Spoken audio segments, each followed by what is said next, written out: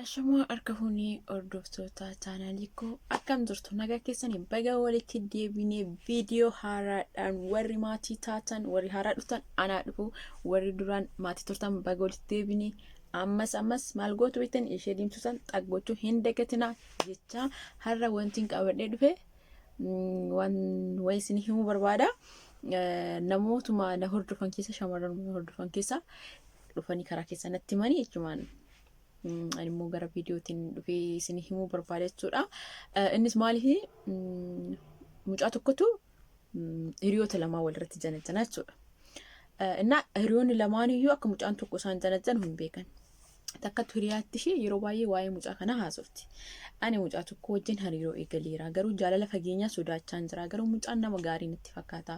Maal godhumnaam jettee hiriyaa isheetiin mari'atti. Yeroo baay'ee irra deddeebitee hiriyummaa isheetti himti. Mucuma yeroo hunda waa'ee isaa natti himtu kana isti suuraa isaa ergi haa laalu nama akkamiiti jettiin hiriyaan isheen kaanuma jechuudha. Suuraa isaa kana fuutee ishee takkatti ergite jechuudha. Isheen takka yoo itti ergitu irrifatti. Akkamitti akkaan jechuun akka dhuguma nama rifachiisa namni si haasofsiisaa jiru tokko yoo hiriyaatti yoo haasofsiise osoo na ta'e qallaan irrifadhu jechuudha.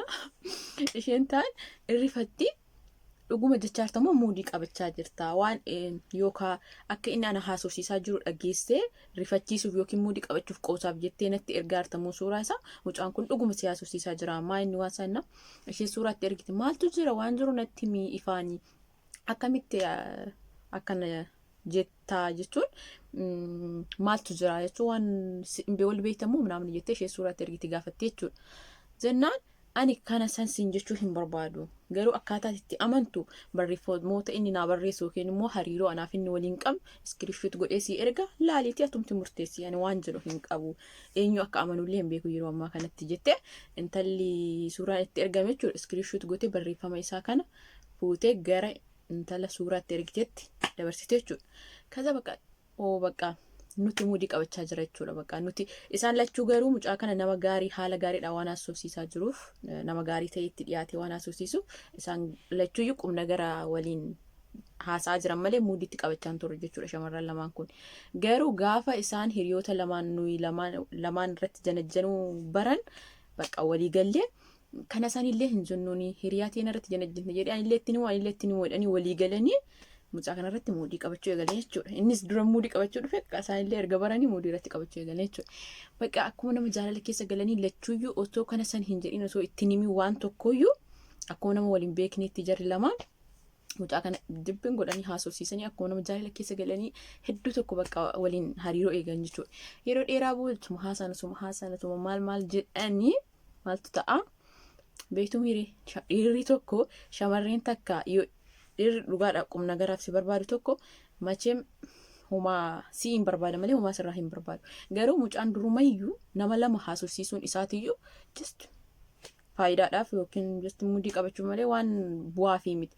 Kanaaf boodara mucaan kun maal barbaadeeti kan nuyi lamaan walirratti haasofnu yookiin haasofsiisu dubartii lama akkana walirratti haasofsiisu maal argachuuf yookiin immoo maaliif waan jedhamu tokko jarri lamaan waluma gaggaafatanii adeemsuma keessa maaltu dhufa mucaan gaafa jechuun ijoolleen akkuma nama jaalala keessa gal hedduu jaallatutti haasofsiisan takka ofirratti hin beeksisne.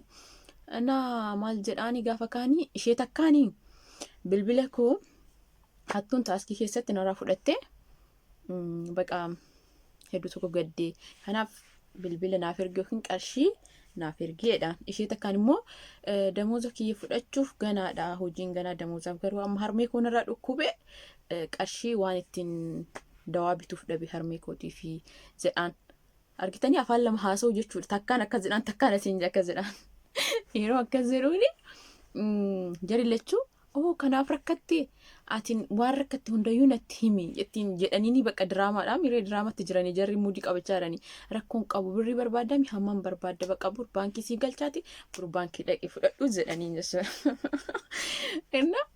Mucaan borumtaa san kan lachuuyyuu akka jedhanii isheen lachuuyyuu qarshii sii ergine jedhanii jechuudha.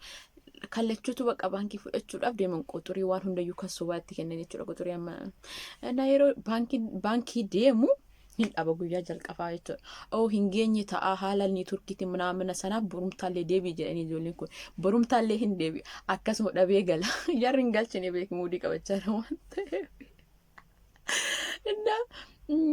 Ammas guyyaa sadaffaa hin deebi'a hin dhaba. Kaza guyyaa sadaffaa irratti baqqaachuun maal ta'e rakkoo ni turkiitu biyya keessanirraa mana jedhanii ni gaafa guyyaa sadaffaa garuu dhugaa jirtutti malee lachuu miiseenjarii dheeraa kanatti barreessanii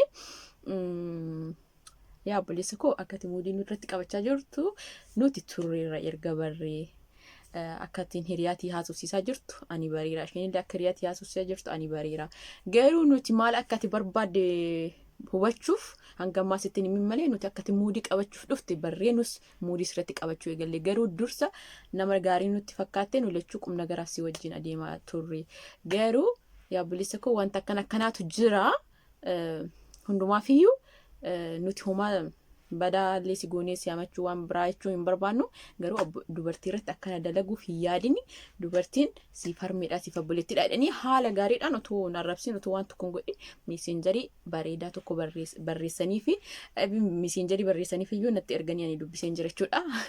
Saniifiin akka taasa akkuma nama fi ergeettinna gaafa miiseenjarii kana barreeffama bifa tokko walii erganii takkumatti barreesse kobbi godhanii isuma kobbi san isattillee lachuu barreeffama wal fakkaatu jechuudha. Iskiriishuutii kan inni intala kaan biratti illee barreessu isheen illee itti ergiti kan inni intala kaan biratti barreessu akkasitti jechuudha. Mucaan baqqaachuun rifatee online irra ijoolleen bilookii illee hin goone kanallee hin goone garuu mucaan rifatee online irra dibbeen pupupupu jedhee badee jechuudha. Gara jabee qaba online seennee jedha garuu amma seenuun beeka. Isa macarracharra isaan bilookii goone gaafa online irratti deebi'u garuu barreeffama waan hundayyuu laalee bilookii ofiisaatti godhe mucaan jechuudha ijoollee sana. Namni ofii garuu ijoolleen maaliif miidhamni isaa miidhaman hin jiru dafanii dursanii waan baraniif kanaaf ofii namni ofii balleessi namni ofii saalfatu jechuudha waan balleessu tokkotti nama san arguu yoo saalfatu bilookii ofii godhee badee jechuudha. Innaa waan akkanaatti jira yeroo baay'ee kun haaraa ta'ee miti yeroo baay'ee dhiirri tokko dubartii 3-4 haasofsiisu waan jiru dubartii dhiiraa miti dubartiin takkayyuu dhiirota baay'ee wajjin haasofti garuu faayidaa barbaaduu isaatu bifa lama harmeetii yana dheelaa dhukkubaa bilbilli kee taaskisiis akkas ta'e waan jedheef malee kun waan haaraa miti yeroo baay'ee waanuma jirudha. Garuu kan jechuu barbaadu wanti jechuudha isa dhiirri tokko dubartii 2-3 haasofsiisuun dubartiin illee akkasuma dhiira meeqa haasofsiisuun kun haaraa ta'ee miti waanuma jiru ta'e garuu jarri lamaan hiriyaa ta'uu isaatu na ajaa'iba. Dhugaatiin hin jedha diraamaa natti fakkaatan diraamaa ajaa'ibaa jechuudha diraamaa fakkaata malee kun seenaa dhugaatii jedhamuufiyyuu namatti ulfaata jechuudha. Garuu yeroo baay'ee hin jira. Anuma tanayyuu namni anaan haasofsiisu hiriyaatiin kan haasofsiisu baay'ee jira waan akkanaa jechuudha. Garuu nuti keessa buunee waan akkasii keessa gallee bu'aaf waan akkasii irratti diraamaa muudii qabachuun dhaqne malee namni ana haasofsiisu hiriyaatii haasofsiisu yeroo baay'ee argeen jira. Tokkos lamas osoo hin taane jechuudha. Innaa kanaaf wantoonni kana kun baay'ee jira jechuu barbaadeen waanuma nama kofalchiisuuf dhumarratti waan inni ta'e si'a 3 baankitti deebi'uu isaa santu. Siyaasni baankitti deebi'uu isaa santu na kofalchiise garuu ijoolleen araadaadha dhugaa shamarran akkasitti farka rukutaan dhugaa shamarran akkasitti muudii nama muudii sirriitti qabachuu dhufe muudii akkanatti shamarran akkasii sun kan akka kootii jeeqnaa akka tootii jechuudha. Yeroo baay'ee namni dhugaadhaan noonatti dhufe namni akka koo dhugaan jiru muudii qabachuu dhufe hin taanaan namni hamma koo muudii namatti qabachuu danda'u hin jiru jechuudha. Innaa kanaaf namoota shamarran akkasii dasna jetti. Innaa shamarran lachuu keessaniyyuu akka na daawwachaa jirtan nan beeka waan natti himtaniif yaada kana garaan immoo gara viidiyootti deebisee waan gara yuutuubii fidee namoonni baay'een dhaggeeffatan jedheen yaada. Kanaaf waan gaariidha of eeggadhaa yeroo kamiyyuu namni hundi nama dhugaa miti namni hundi immoo nama sobaa miti jechuu barbaadeen. Kanaafuu baay'ee galatoomaa waan na daawwattanii fi yeroo hunda na daawwachuun dagatinaa okkee na nagaa naaf ta'a. Walitti deebina viidiyoo biraatiin nagaa naaf tura.